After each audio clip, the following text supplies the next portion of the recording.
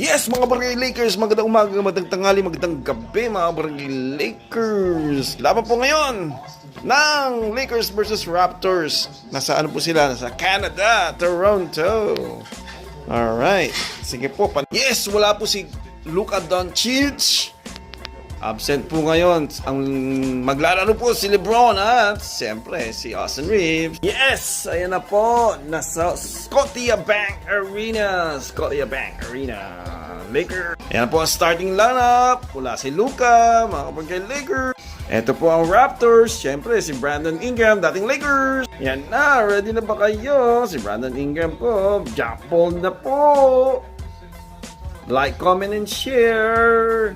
Subscribe po kayo sa YouTube at follow sa Facebook. Mga kapagkay Lakers, salamat sa mga bagong subscriber at mga dating subscriber at mga followers po dyan. Salamat po sa inyo. Ayan na po!